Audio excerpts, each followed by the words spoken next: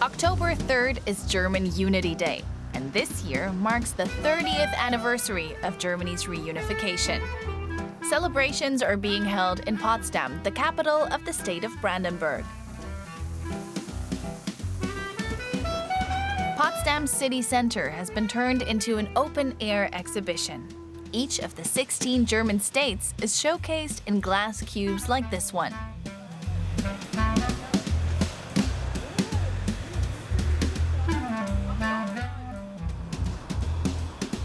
But central to the exhibition is the history of Germany's division and eventual coming together as one unified nation. That fateful event in 1990 also paved the way for Potsdam to recover some of its historical splendor. In the 30 years since Germany's reunification, Potsdam hasn't aged a bit. Quite the contrary, actually. The city center has been completely revamped, and the Prussian palaces and parks have received a thorough beauty treatment. Most importantly, though, the days of walls and border fences separating Potsdam from neighboring Berlin are long gone. The Glienicke Bridge is one particularly famous symbol of German division and reunification.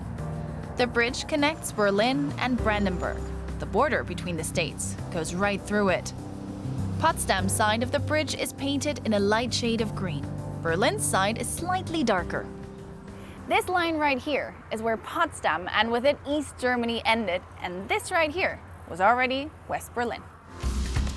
During the Cold War, the bridge was off limits to civilians, and still it was famous the world over. As a bridge of spies, it was used as a point of exchange of undercover agents between the US and the Soviet Union. With the border now gone, the Havel has become quite lively. Today, it's a popular spot for boating and other water sports. It wasn't for nothing that Potsdam was the favored residence of the Prussian kings for 2 centuries. Evidence of that can still be seen in the cityscape to this day. In the olden days, life in Potsdam buzzed all around the base of the obelisk in the old market square. In the past 30 years, it's been remodeled to restore its pre-war appearance.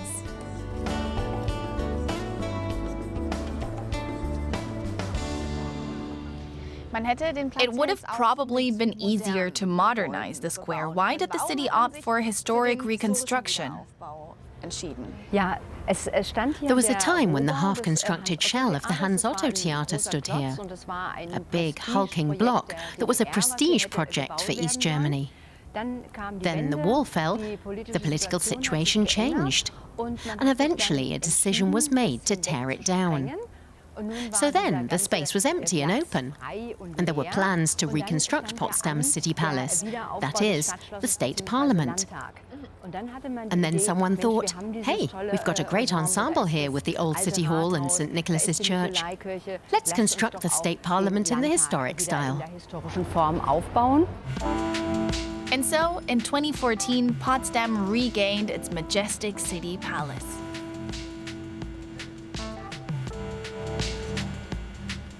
The columns are old, bullet holes from the Second World War still clearly visible.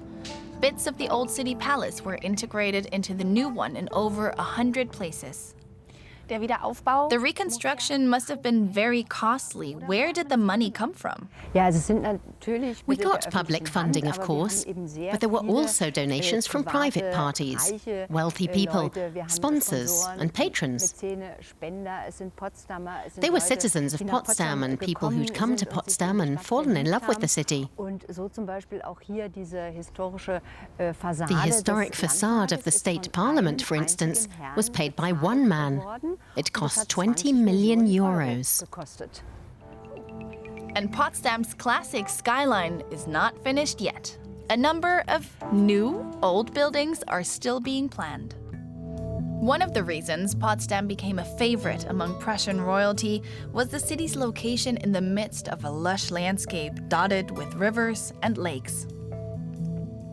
They built beautiful palaces, gardens, and castles, and earned Potsdam the nickname Versailles of the North. The most well-known and frequently visited palace is Sanssouci. This summer residence was also the favorite of its builder, Prussian King Frederick II. There are 16 palaces in Potsdam. The Belvedere wasn't a residential palace. Its purpose was to provide an overlook tower. From up here, you can get a great view of the landscape the royals loved so much.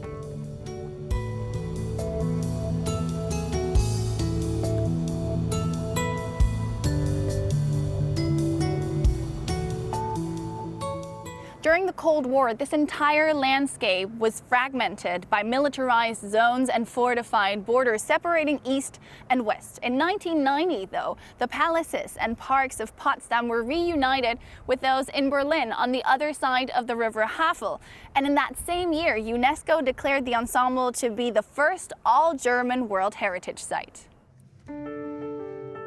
Until late 1989, the Berlin Wall cut right behind Cäcilienhof Palace. This is a very special place. World history was quite literally written here in the summer of 1945.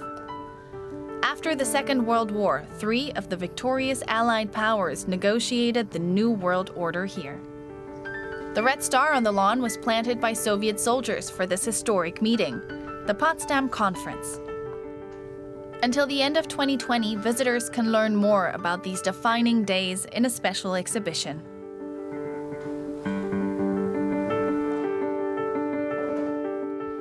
It was in this very room that the US, the UK, and the Soviet Union negotiated the future of post-war Germany and Europe. On one hand, the decisions made during the Potsdam Conference settled the end of the Second World War.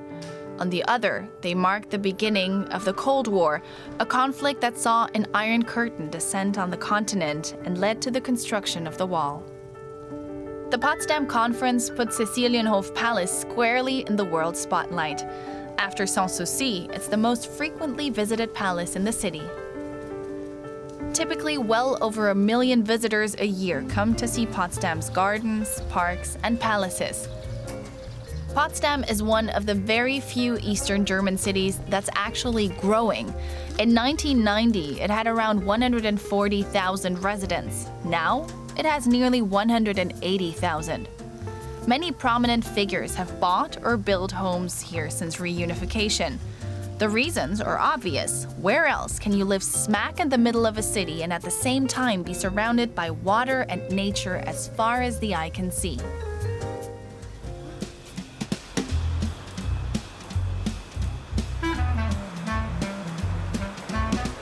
Return to where I started because I can't leave Potsdam without a souvenir. Here, snap-happy Instagrammers get the chance to stage their own daring escape on Glienicke Bridge.